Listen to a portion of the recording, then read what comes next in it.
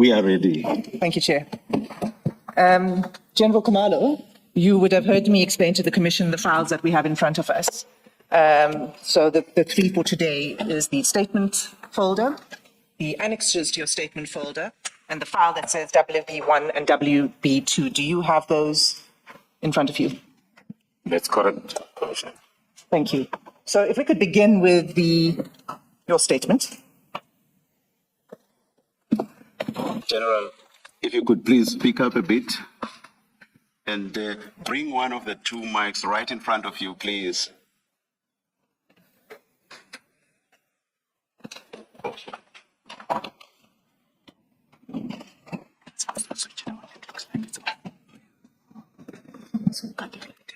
Thank you, thank you. Thank you. General, your statement is 78 pages. Can you go to page 78?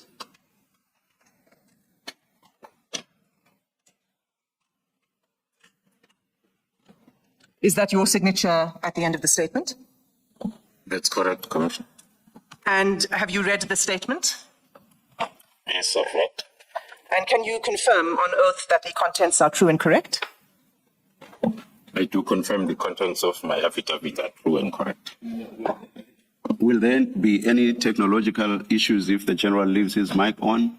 I think it's quite awkward that he keeps switching on and off, switching on and off. I'll be guided by the techies on that. Who can give us guidance? Is there anyone, a technical person? Is it fine if the General leaves it on? Please leave it on, General. Thank you. I assume that it's also fine if I leave mine on then as we proceed. Fine if both. Is it fine if both are on? Thank you. Thank you, Chair. Okay, if we can begin at the beginning. Page 1 of your statement sets out a table of contents, and you've divided your statement into 3 parts. Can I ask you, for those who don't have the statement in front of them, to just go through the headings of your statement so that people have a roadmap of your evidence? Thank you, Chairperson, Commissioners.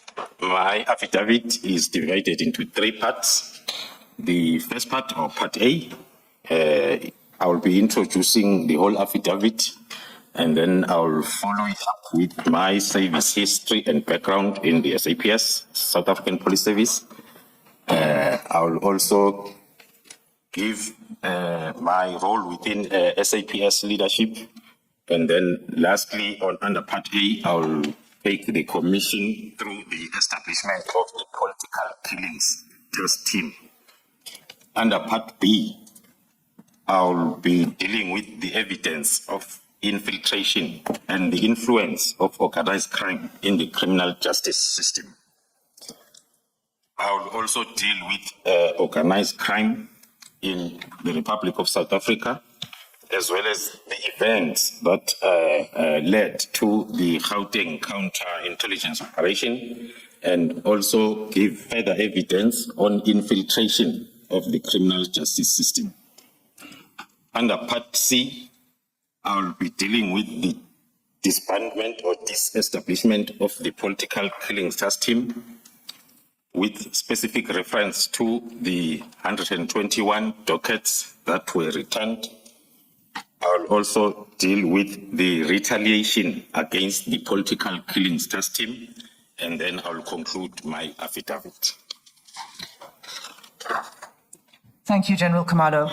So paragraphs 1 to 4 then of your statement, you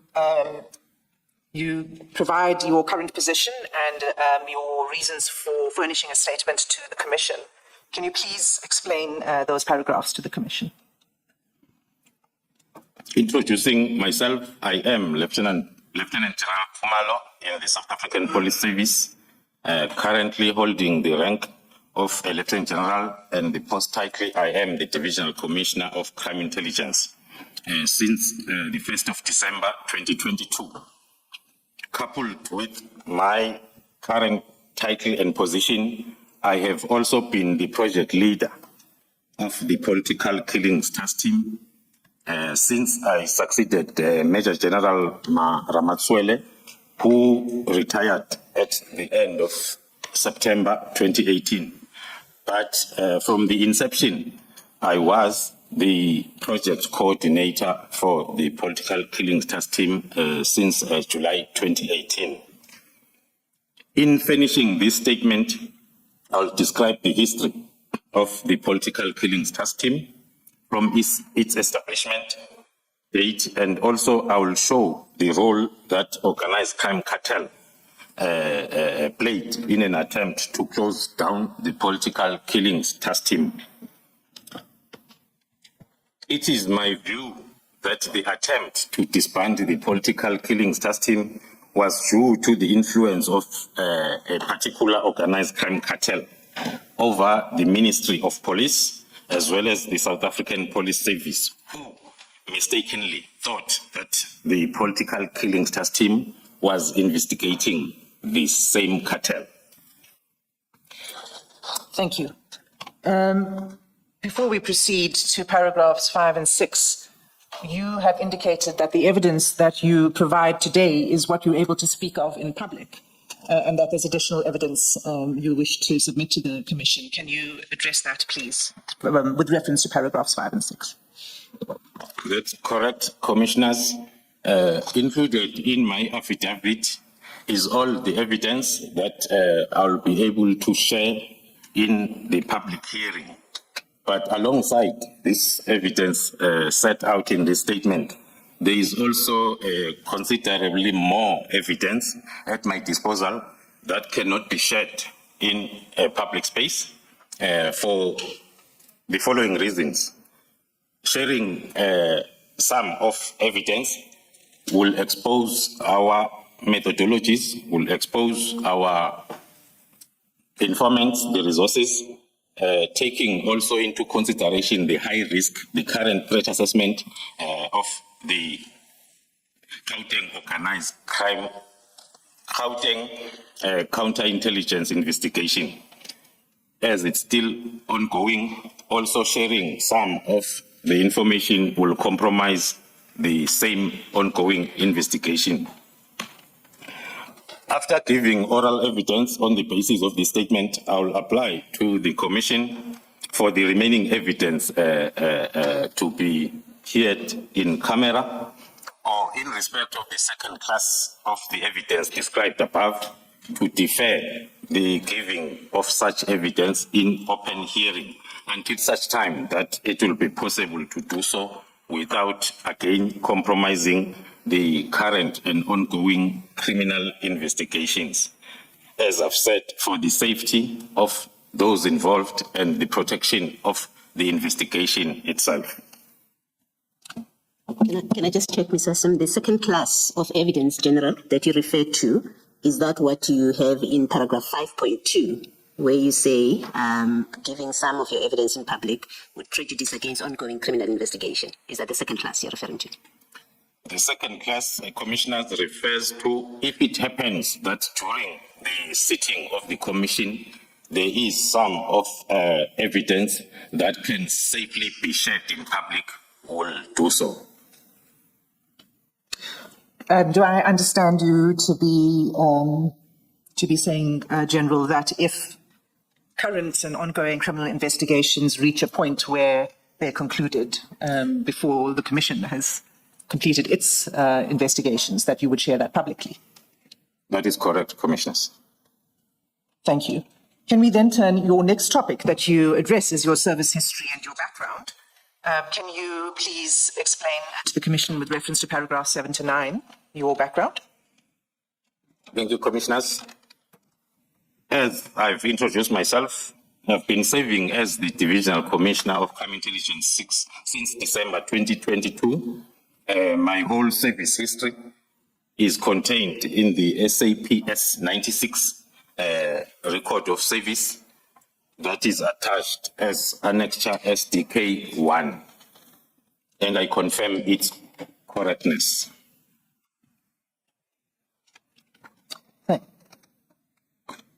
Are you done, or you want to continue with that? I'm continuing. I joined the South African Police Service in July 1991, as confirmed and reflected in the attached service records, as a constable, and I grew up each and every rank to the current rank of a Lieutenant General. I've served the police for the period of 34 years. Testimony to that are the 10 years, 20 years, and 30 years loyal service medals that has been bestowed to me. I've served and excelled in all policing environments or programs at both operational and managerial levels. That is from crime prevention to crime investigation and to crime intelligence. Thank you, Commissioner. Thank you. And the long service medals, are those reflected in your SAPS 96? That is correct, Commissioners. All right. So in your next section, you speak about something called the 5-pillar approach. So as I understand it, this is your approach to crime prevention and combating. Can you please explain that to the Commission? Thank you, Commissioners. It happened as I grew up the ranks that between 2011 and 2018, I was at the level of a brigadier and I was appointed the head of national operations, responsible for the planning, the execution of the plan, the monitoring of the operation, as well as the assessment thereof. It happened then that during my course of duty, I identified one of the shortcomings that was affecting our threat-specific or periodical operations, and at some level also affecting the normal operations of the police, which was lack of coordinated efforts. SAPS had become more over-specialized in terms of the environment that you are operating on, which was making it difficult then to approach the operations then in a unified and coordinated manner. What do you mean by specialized, General? By over-specialization, Commissioner, I'm meaning that if you are within the crime prevention environment, you'll regard it as your specialization that has got nothing to do with the investigation environment of crime. Hence, then, it was affecting the coordinated efforts in terms of dealing with a particular crime or threat in an operation format. The initiative, then, that is normally called and referred to now as 5-pillar approach, was meant to address that shortcoming. As I've mentioned that during my assessment of all the operations that I was coordinating nationally, this shortcoming came up and it was rendering our operations to be ineffective. Since then, we had to initiate this 5-pillar approach, which was firstly presented to the South African Police Board of Commissioners in 2016, where it was formally approved. I subsequently then oversaw the implementation of this approach in all national interventions or police operations. Since the introduction of this approach, the 5-pillar approach then has been adopted as the standard operational methodology of the whole of the South African Police Service. Before Advocate Hassim asked you to tell us what this 5-pillar approach is exactly, I too had a question for you on this. You deal with it in paragraph 10, or I should not even say you deal with it, you mention the 5-pillar approach and you again mention it, let me see where, in paragraph 14 as well, you mention it. But nowhere, unless I've misread your statement, nowhere do you tell us or give us the 5 pillars. What are the 5 pillars themselves? I'm asking because of the later mention in paragraph 14, it seems that it is of relevance. If you had just mentioned it in passing in paragraph 10, I would not have bothered, but paragraph 14 suggests that it is relevant. So that's why I want to know what these 5 pillars are. So General, the chair is asking the relevance of the 5-pillar approach plan and what the content is. And as pointed out, you deal with it later to say that that is the approach that informed the work of the political killings task team. So it's quite important that you set out what the 5 pillars are. The first pillar is, the second pillar is, right up to pillar 5. Thank you, commissioners. The first pillar talks to the intelligence gathering, coordination and analysis. The second pillar talks to the proactive approach in dealing with crime or a particular threat. The third pillar talks to the more combat approach in dealing with the particular threat. And pillar number 4 talks to the reactive through detection. In other words, focused investigation of reported cases. Pillar number 5 talks to communication and liaison aspects of the whole approach. But as the chair has indicated, I will dwell much on those pillars when I get to paragraph 14 and linking this 5-pillar approach to other operations where it has been used with more specific reference than to the political killings task team. Thank you, General. You also give an example. Is the example that you provide in paragraph 12 an example of the implementation of this approach?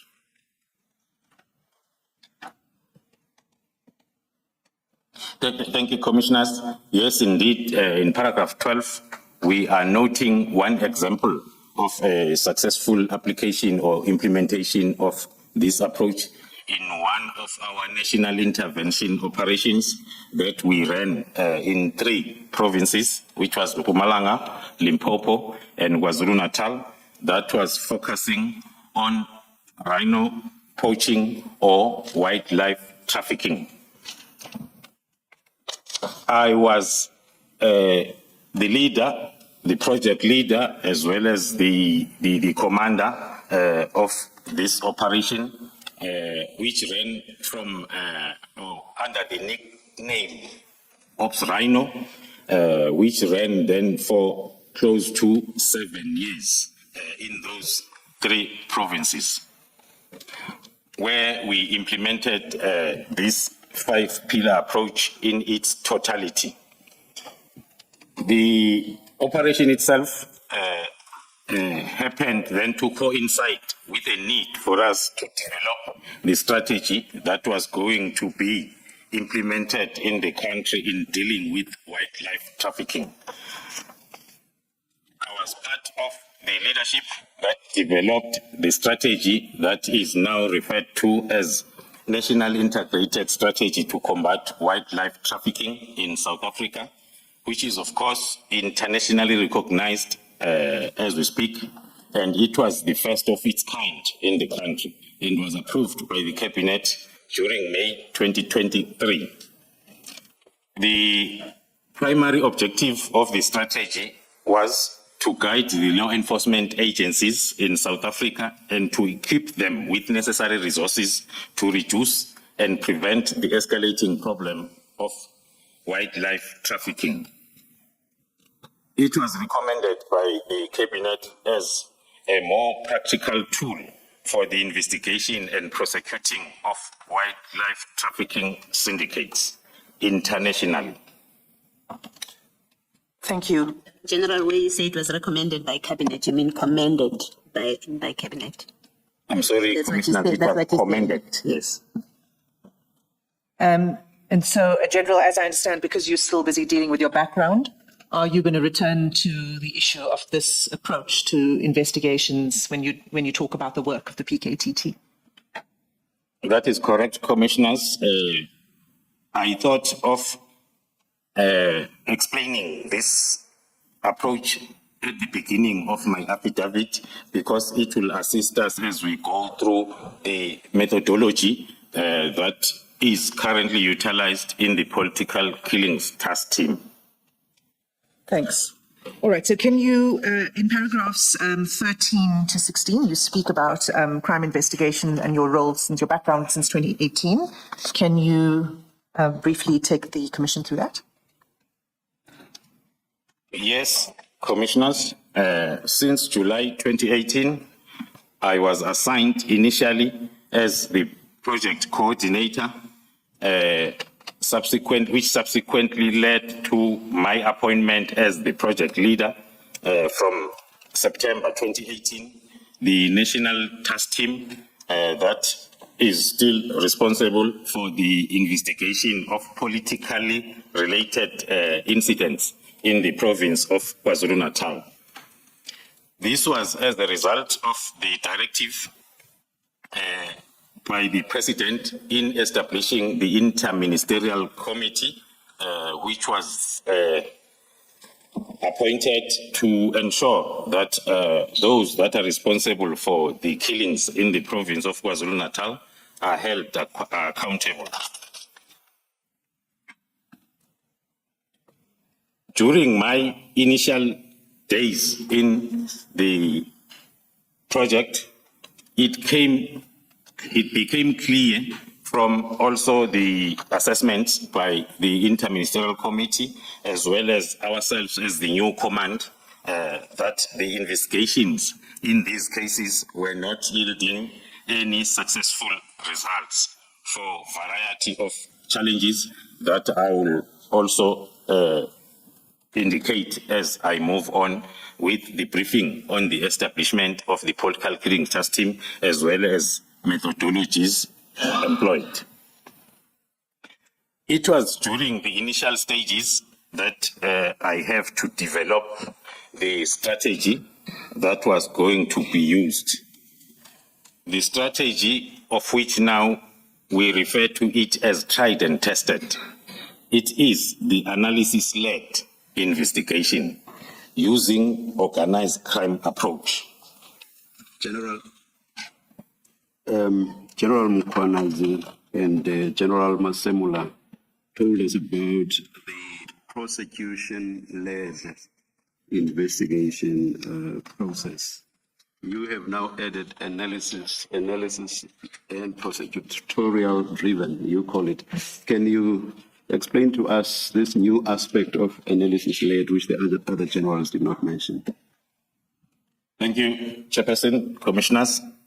The analysis-led is the initial approach or the initial plan that we developed at the beginning of the project. The integrated approach came few months down the line.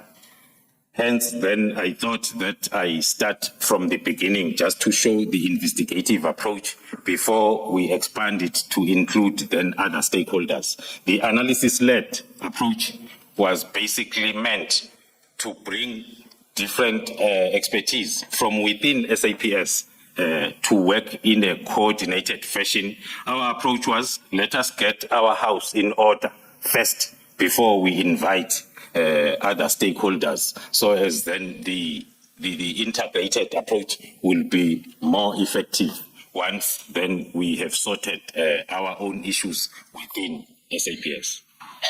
Do I understand you then to mean that the analysis-led was not something applied on a case-by-case basis?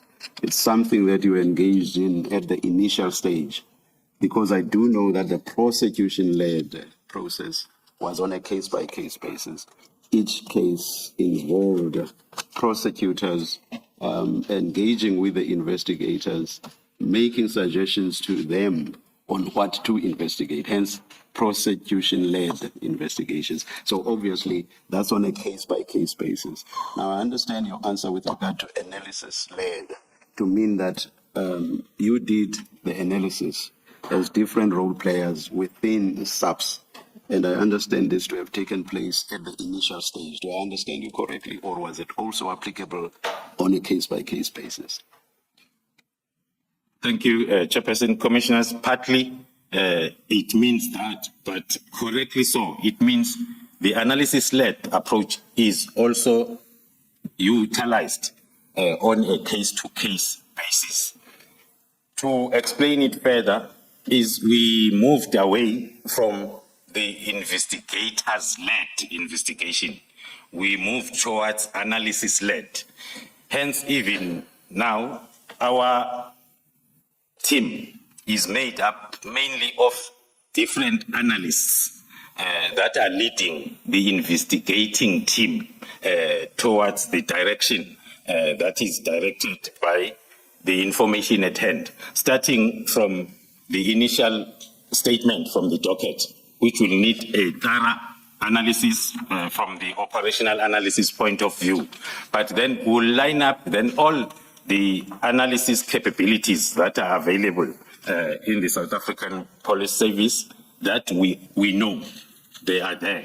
Your forensic analyst, your ballistic analyst, your call data analyst, your communication analyst, all these different types, your financial statement analyst, we brought them together. So as the plan for the investigation of each and every case moves, each and every analyst will be able to deposit their input. For the operational analyst then to look at the holistic picture and be able to direct the investigation of each and every case towards the right direction. Thank you, Chair. Thank you, General. Am I right that you will be dealing with this in more detail with reference to SDK 4, which is the Integrated Strategic Plan for Investigation and Prosecution of Politically Related Cases? So That is specifically correct, for the PKTT. So you will come back to the question that the Chair asked later on in your evidence with reference to your plan. Is that right? That's correct, Commissioners. Thank you. So we're still in the background. Can you explain your background in crime intelligence? So that would be paragraph 17 onwards. I think that's where you were. If there's something you wish to say before you get there, you're free to do so. I can proceed to paragraph 17, Commissioners. Sorry, you skipped 15. May or may not be relevant. I thought so. Thank you, Commissioner Khumalo. So before we get there, can you deal with paragraphs 15 and 16? Thank you, Commissioners. Paragraph 15 and 16 are the extension of the explanation as to how we assess the analysis-led investigation that was implemented in the political killings task team. Perhaps I'm sorry, Advocate Hassim. I'm very sorry, General. You were at 14 and I'm the one who moved you away from that after asking you about the analysis led. There's something that I consider quite important, which is your last sentence of paragraph 14, the one starting the adoption of this multidisciplinary. Perhaps you might want to read that into the record. So that's the last sentence of paragraph 14. Thank you, Commissioners. The adoption of this multidisciplinary national task team underpinned by the five-pillar approach that is coming from the experience of how both proactive and reactive activities or operations in the SAPS were not so effective. The five-pillar approach became also the basis of the approach in the analysis-led approach of the political killings task team and proved highly effective, and as it is now regarded as the benchmark for tackling contract killings of any kind.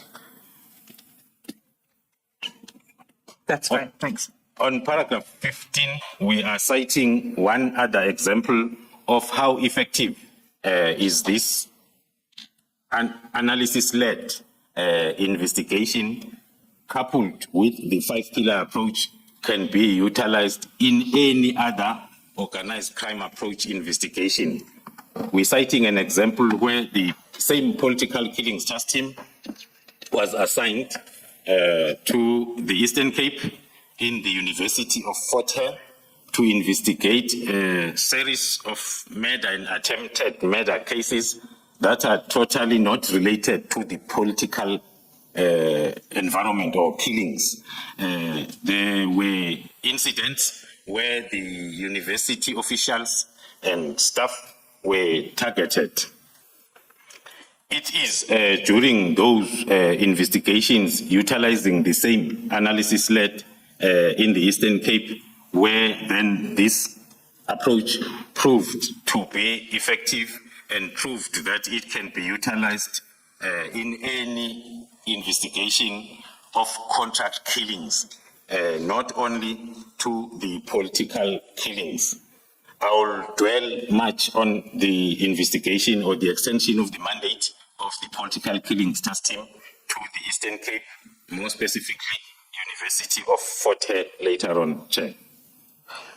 Can I ask you, General Khumalo, when was there already an investigation ongoing in the Eastern Cape with regard to the University of Fort Hare, or were you, as a PKTT, brought in to begin investigating? Thank you, Chair. It's one of the yardsticks that we use to assess the effectiveness of the approach, because as was the case in the PKTT KZN, the cases that were assigned to the team were the cases that have been investigated before, either by the general detectives at station level or organized crime units then at provincial level. So same in the Eastern Cape, the cases that were referred to the team were the cases that have been investigated before at station and provincial level. And why do you emphasize that? Why do you emphasize that these were the cases that had been investigated in the conventional way or by some specialized units, but were then taken over or given to the PKTT? What's the significance of that? The historical aspect of them having been investigated by some other substantive before. Thank you, Commissioner. I emphasize that because I am still in the explanation on the effectiveness of this analysis-led investigation to prove that investigations on the same case that were done utilizing the traditional way of investigation seemed to be not effective. Hence, then, as we implemented it in KZN and it became successful, and we were roped in the Eastern Cape, it also became successful. Hence, then we concluded that it is the effective approach on the investigation, more especially of organized contract killings. I thought that's where you wanted to go, but you kept silent at some point, and that's when I decided to ask you the question. You anticipated my question, Chair. My apologies, I don't answer. Are you satisfied with the answer? Or? I was too quick to the draw, I guess. No, I'm satisfied, thank you. Thank you. General, can you explain for the Commission your background in crime intelligence? And so now we will be dealing with paragraph 17 to 19 of your statement. Thank you, Commissioners. As I've indicated before, that I was appointed as the Divisional Commissioner of Crime Intelligence in December 2022. This is the environment that I've spent more than a decade of my earlier career period. It is normally referred to as non-commissioned period from the rank of a sergeant up until then the rank of a junior officer, a captain. I was within the crime intelligence environment. And also between the year 2011 and 2012, I was appointed, I was by that time then at the level of a brigadier within the Division Operational Response Services. But between the year 2011 and 2012, I was appointed as the acting head of counter and security intelligence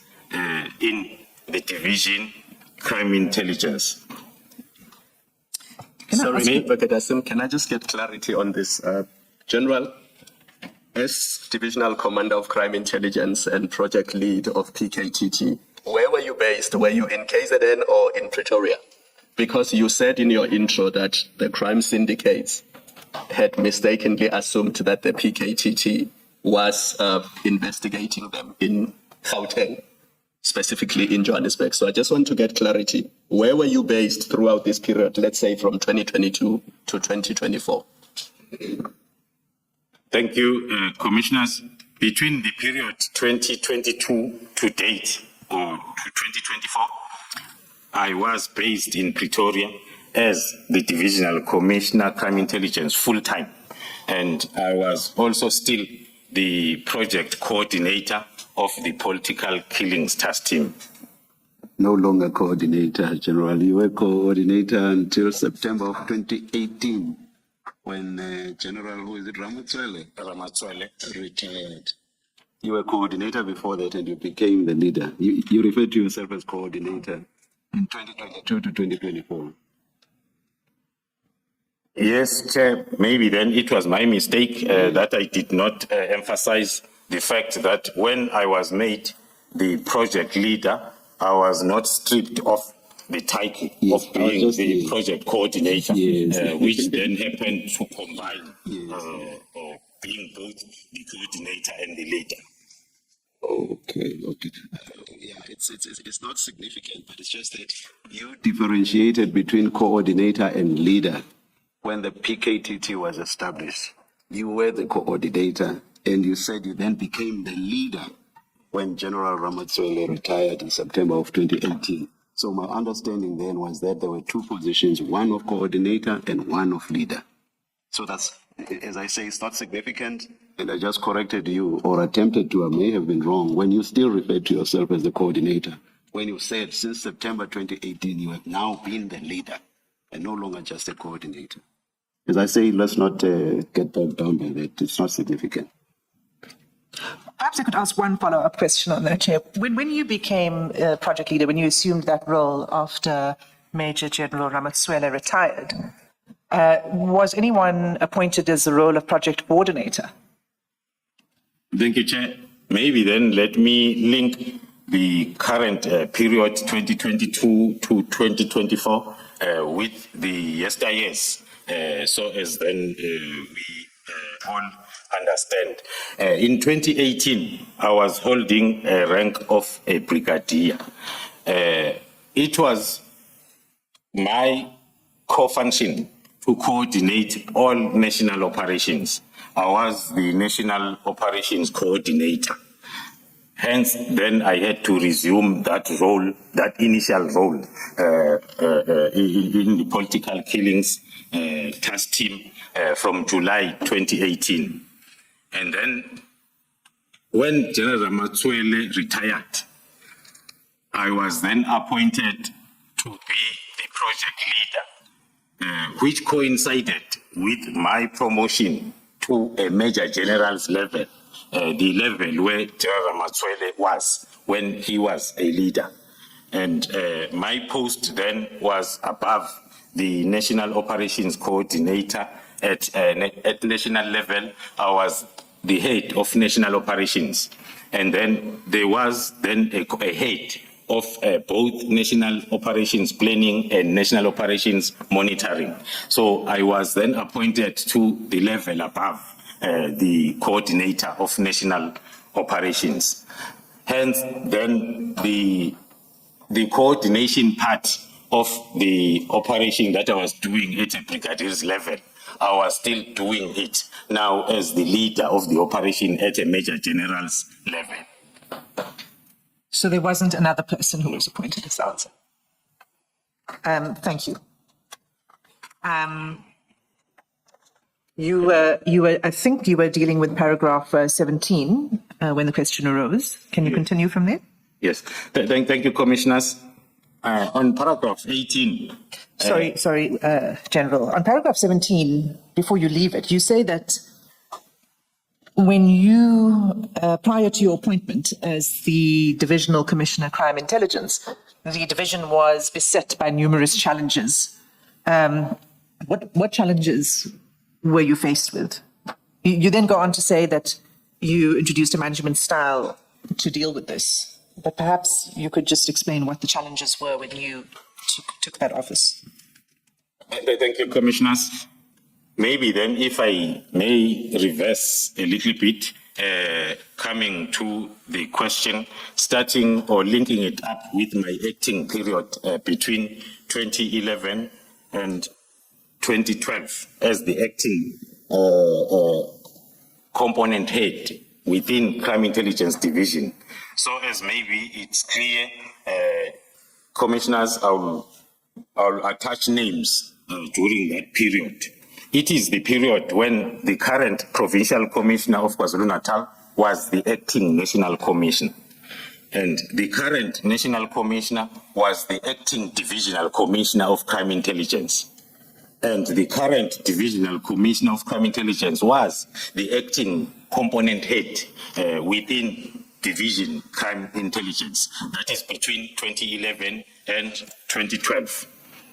The reason why I reverse a little bit before I come to my second homecoming from 2022, it's because I want to highlight the issues that will then help us understand the paragraph 18 on my affidavit. During that spell between 2011 and 2012, it was during the time when the division was in the public space for more negative reasons than positive. One might say similar to what we experienced since the beginning of this year. The critical issues, without explaining them more, because they are reflected on the state capture report that are talking specifically to the division, crime intelligence. So during 2011 and 2012, there were attempts by the acting management that have cited to put a stop to most of the issues that were negatively affecting the environment. To sum them up, there was a misuse of resources as well as methodologies of the environment. And then during those acting years, attempts were made to correct all those mistakes. If I may refer to the testimony by the then acting National Commissioner who came before this commission as the Provincial Commissioner of KwaZulu-Natal and expanded more on the happenings and experiences in relation to crime intelligence during those acting periods. So the division was attempting to move away from those situations, but then unfortunately it did not happen because all the acting heads that I've cited then happened then to be moved away prior to the finalization of that project of trying to turn the environment around. If your reference to those that were acting includes General Mukwana, I understood him to say that he decided to leave and left. And you have said those that were acting were moved. So that would not quite accord with what he said, which is that he decided to leave the position of acting National Commissioner. Unless I misunderstood him or I've forgotten his testimony in this regard. Yes, Commissioners, in his testimony, it is exactly like the Commissioner is reflecting, decided to move, but not out of free will. So it was the case with also the two of us, the same situation. Thank you, General. I interrupted you, I'm sorry. Yes. I was tempted to reflect on the 2011-2012, so as then when I approach 2022, now when I'm appointed the divisional commissioner, firstly to say, maybe let me quote the words of the current national commissioner during my appointment, where he said... So where are you quoting from, General? You're quoting from the National Commissioner's statement? Or? No, not the statement. Okay. Yeah. It's not in the statement. I'm quoting the words during my appointment as I'm approaching then the December 22 when I was appointed. Why I'm quoting his words is because I want to tie it up with 2011, 2012, when he said, go back there, but you must know that everything that you had implemented by then was reversed within 2 months of your departure. So as you go back there, you will start from scratch. Now I'm going to paragraph 18 to reflect as to the status of the division and the program that was put in place then since December 2022. General, you in that paragraph 17, and remember that not everybody has got your statement, and you're missing stuff that we think is critical. In that paragraph 17, you do explain how you end up as Divisional Commissioner Crime Intelligence, and then you have spoken to the problems that beset, but then you leave out the last sentence, which starts upon assuming. So you don't explain what happens after you came into a division that was beset with problems. I think you should complete the paragraph. Thank you, Commissioner. To complete my paragraph 17, I am submitting that in the division, I introduced a management style that has since proven effective, resulting in enhanced stability, more especially at management level, and also in the improved status of compliance with various policies, as well as the cessation of resources and crime intelligence methodologies abuse. Thank you, Commissioner Baloy. You can continue with paragraph. Continuing then to paragraph 18, under my leadership of the division, currently the operational performance has improved significantly. In particular, when one refers to the national security threats that are identified at SAPS level or AOP, talking to organized crime priorities. We have also managed to foster stronger relations with other operational environments. Also, the reports from most of oversight bodies, from the Joint Standing Committee on Intelligence at Parliament level, the Auditor General of South Africa, as well as the Office of the Inspector General of Intelligence, the reports for the past 2 years, they bear testimony to the improvement. What is the operational environments that you refer to here? The operational environments, Commissioners, I'm referring to both proactive as well as reactive environments of policing. General, could you be more specific? So if you're talking about reactive environment, are you talking about prosecution environment, or to be more specific?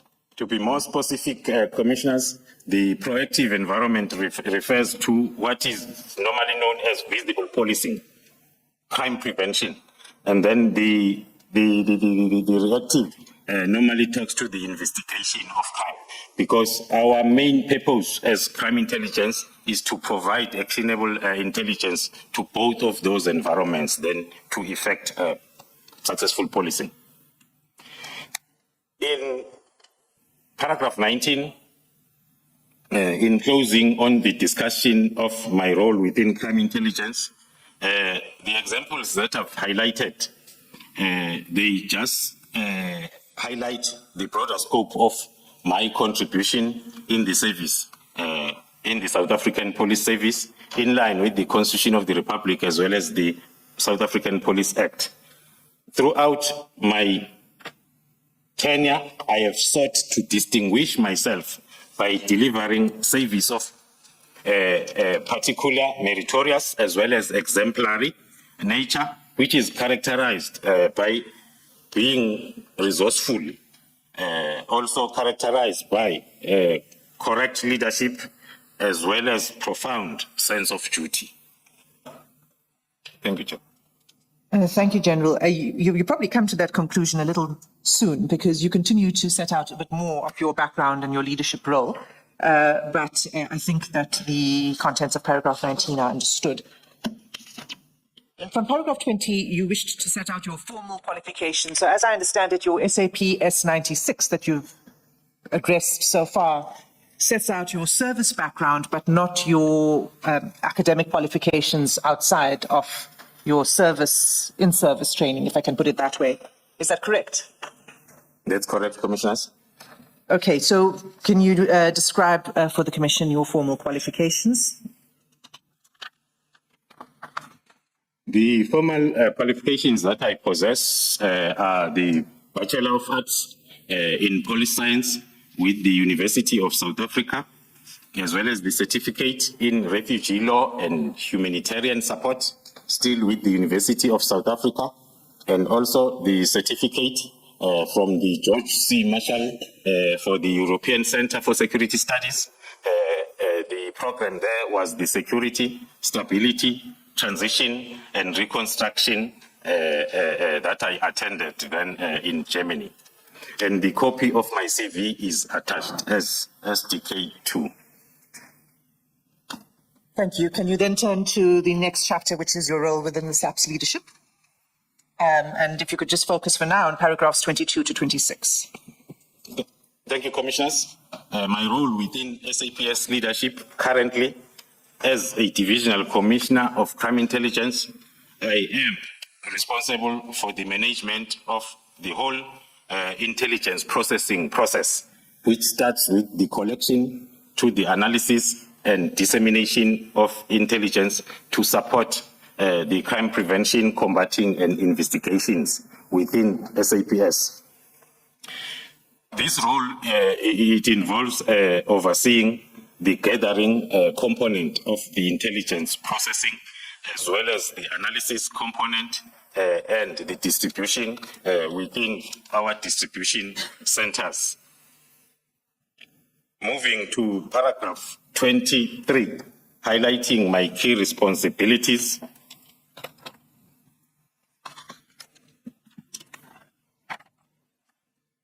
My responsibilities are firstly in terms of the National Strategic Intelligence Act.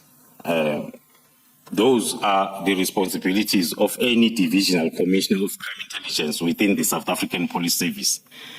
In other words, the appointment or the incumbent of the office of the divisional commissioner is firstly in terms of the Constitution of the Republic, Section 2010, which gives then the powers, the functions, and the monitoring of intelligence services in the country, including those services, intelligence services of the South African Police Service.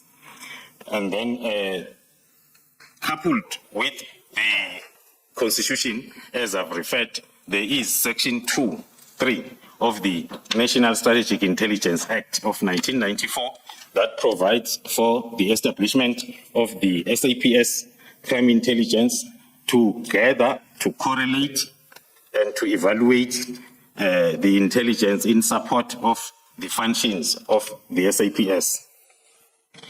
Before I proceed with the list of the key responsibilities from paragraph 23.1 to 23.8, Commissioners,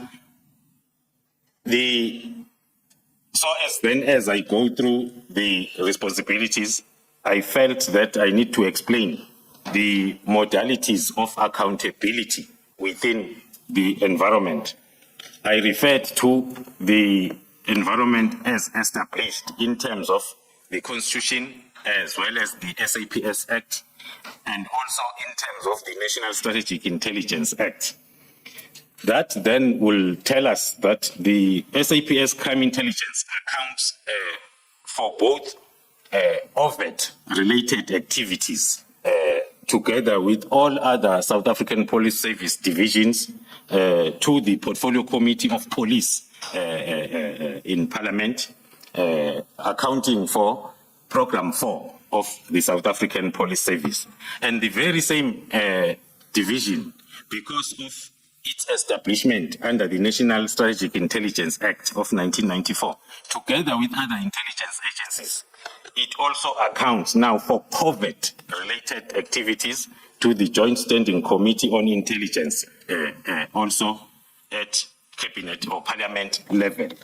Going back to my responsibility as listed on paragraph 23 of my affidavit. First one is the intelligence management that talks to the whole intelligence cycle from collection to analysis as well as dissemination.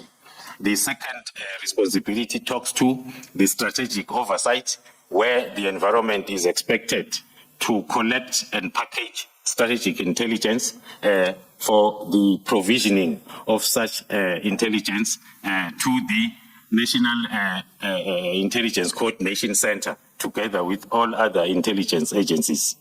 The provisioning of actionable intelligence to the crime prevention and investigation, and to manage the resources, both overt and covert, and also to liaise and coordinate with other foreign intelligence agencies through the platforms that are in place, like Interpol and also the SADC region coordination of intelligence. As I've reflected, the key responsibility is talking to the dissemination or ensuring that the intelligence products are disseminated then to operational environments as well as at strategic level. The other key responsibility is to ensure compliance with legal requirements, both on Program 4 or within SAPS, and also the legal requirements then that are guiding the intelligence agencies of the country, and to ensure that there is support services and that is looking after all operational environments of the division. You can continue. In explaining those key responsibilities, commissioners, one will then deduct that it means crime intelligence remains the cornerstone of SAPS operations. More especially if we look at the shift of our traditional crime threats analysis, moving or leaning more on organized crime, that then will tell us that this is the crucial time where then the effective intelligence within SAPS will be required. Without getting into details on paragraph 25, I am indicating that crime intelligence utilize both conventional and unconventional methods in terms of collecting intelligence for operational purposes. In paragraph 26, also, which is in line with my conclusion as per the previous stanza on my affidavit, my extensive experience within the division crime intelligence is positioning me to address the critical issues, more especially that are referring to the infiltration of both the division as well as the South African Police Service by criminal cartels.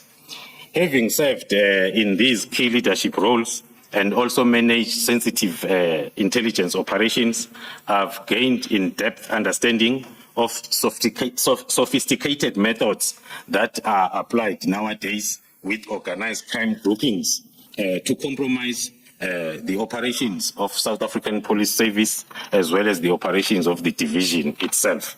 This background allows me to identify vulnerabilities in advance and then implement the most effective countermeasures and also because one of our responsibilities as the Division of Crime Intelligence is to implement counter-intelligence measures that are directed towards protecting the operations of the South African Police Service from both the internal within SAPS and outside of SAPS from making our operations then unsuccessful.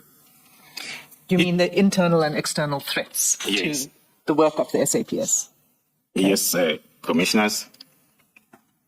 It is very unfortunate, commissioners, that nowadays these 2 points of threats are more made possible with the strength of the internal part. The interventions in the SAPS have never been so important like nowadays because of the level of threats that are from within the department or the organization itself. On my next part of the statement, I will be focusing on the PKTT, its establishment, expanding on its working model as well as successes, and also to demonstrate the reasons related to the ineffectiveness that have never been seen before or made to be ineffective of the political killing trust team as a reason for its disbandment. Thank you, Chair. General Khumalo, before you turn to the establishment of the PKTT, when you speak of the threat being so pronounced, is that related to the evidence you will be providing to the Commission in Part B of your statement, and perhaps in camera? Is that what you mean by the threats? Will you be speaking to those? That is very correct, commissioners.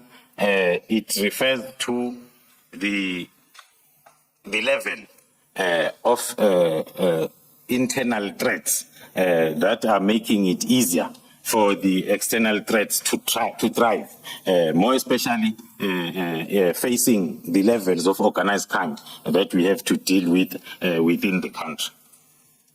And it will be contained in my further evidence that I will produce then when I talk to the infiltration of SAPS. Thank you, Chair. Thank you. You may turn now to the topic of the establishment of the task team. And you could begin with, from paragraph 27. Thank you, commissioners. Talking to the formation of the political killings task team, the background thereof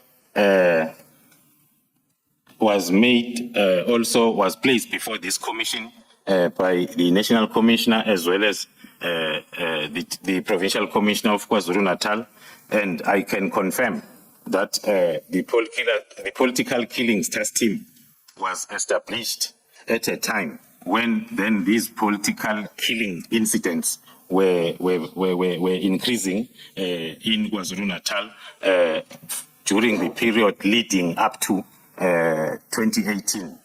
Roughly from the year 2011 up until 2018, when then there was a need for the establishment of this political killings task team.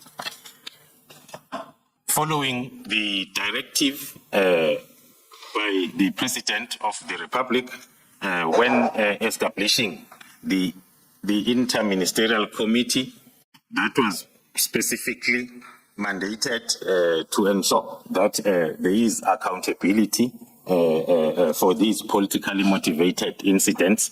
The IMC then was established by the President, which was made up of the ministers from the State Security Agency, the Defense and Military Veterans, the police, as well as Justice and Correctional Services, which by then was still one department. The IMC was chaired or led by the Minister of Police, who was then, during the time of establishment, General Day8. The IMC was mandated, as I've said, then to ensure the accountability for these incidents, but most importantly, to ensure that there is collaborative effort between the national as well as provincial governments in terms of dealing with these issues.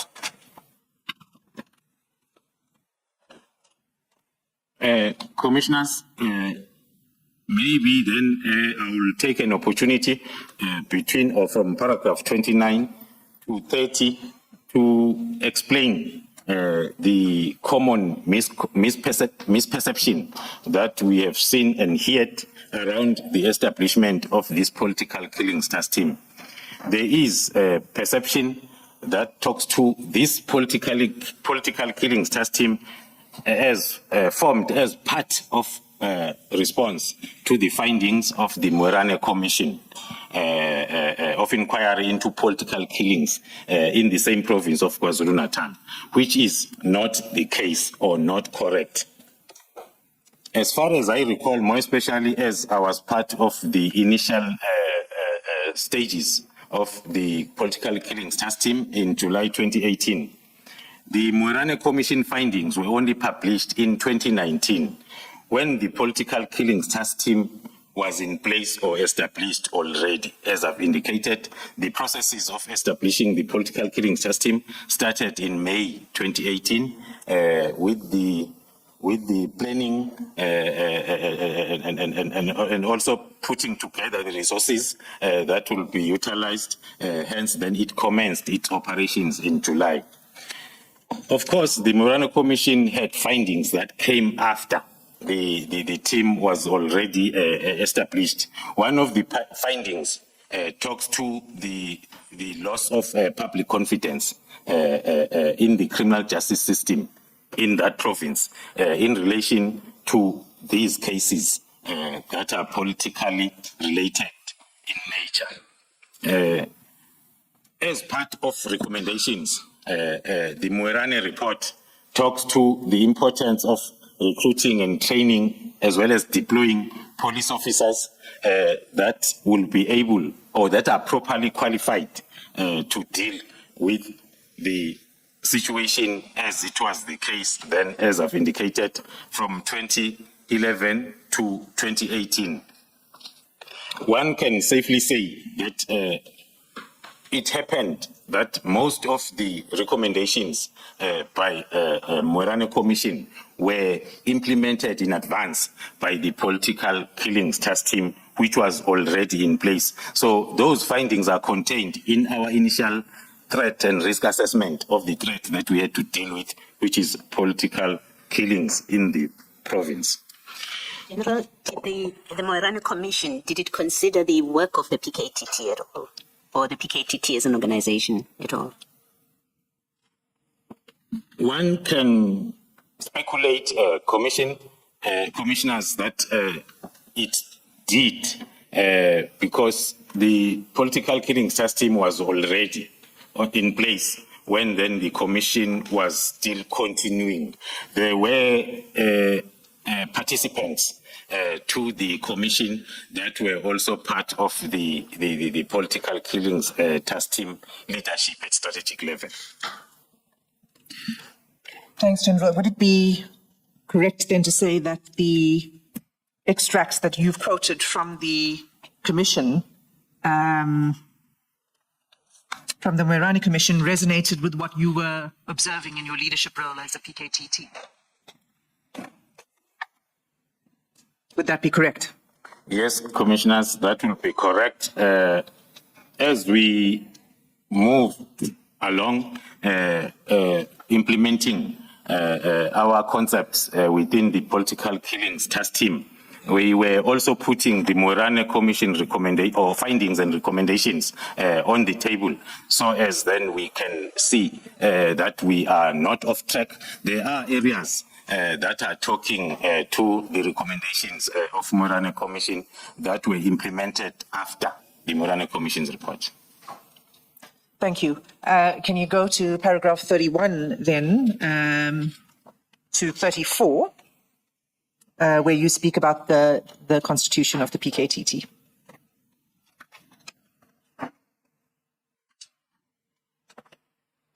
Thank you, Commissioners. On paragraph 31, I am submitting that the political killings task team was established and constituted administratively by the National Commissioner of Police,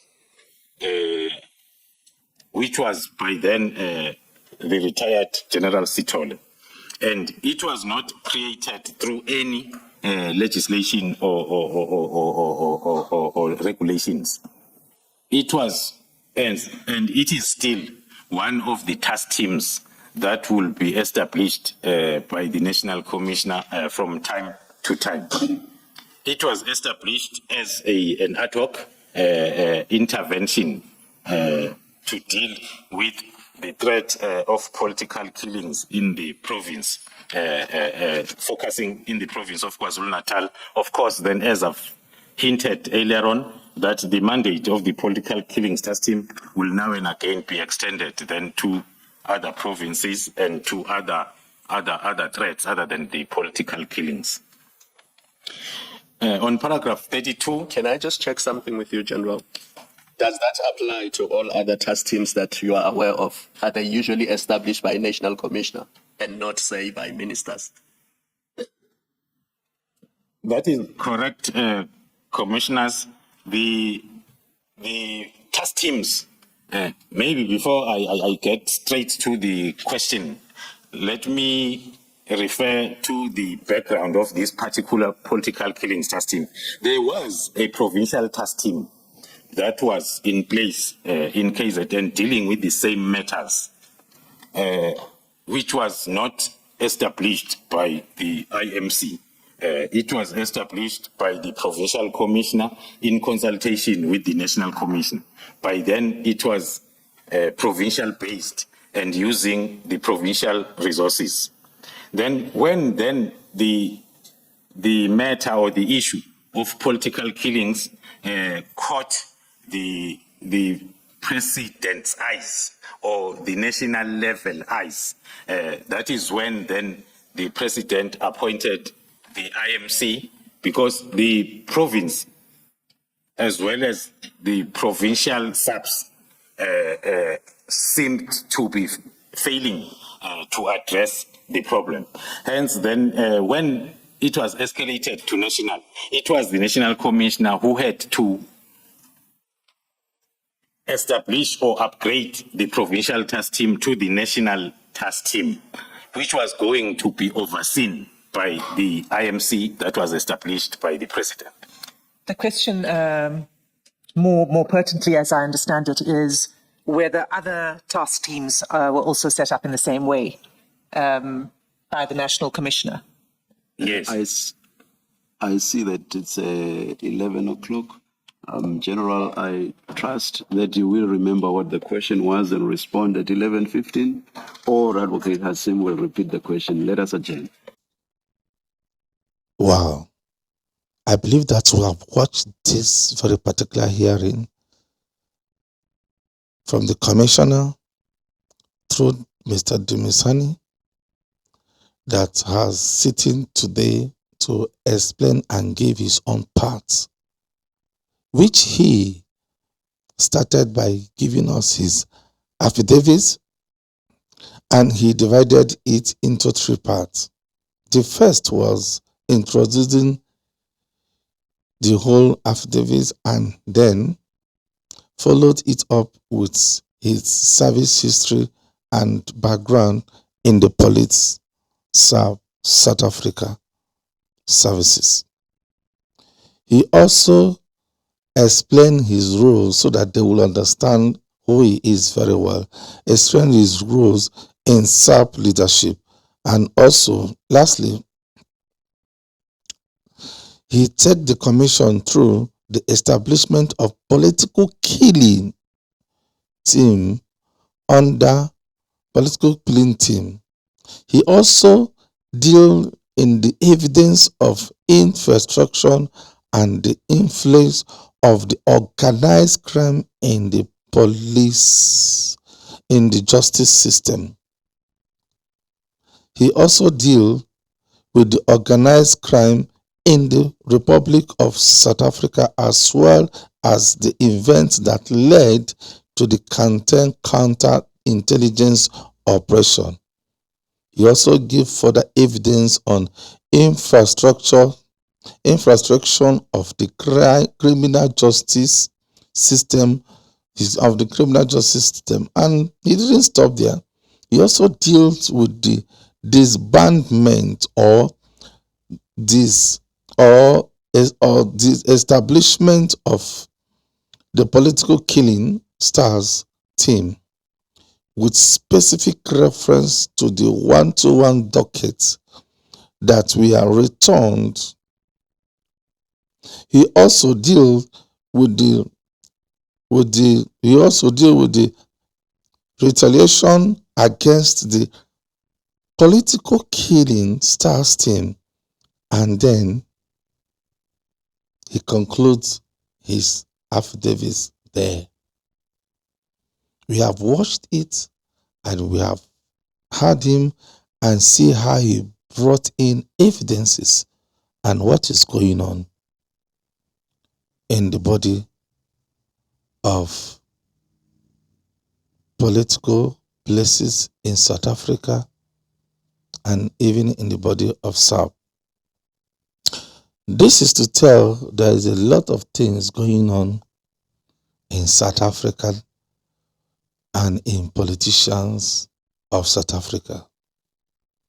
Many are dying for what they do not know. Many are accused for what they do not know. And many are gaining from doing corruption that is bringing the name of South Africa down and making it to be affecting the body of SAP not to do their work very well because of political power, political authority.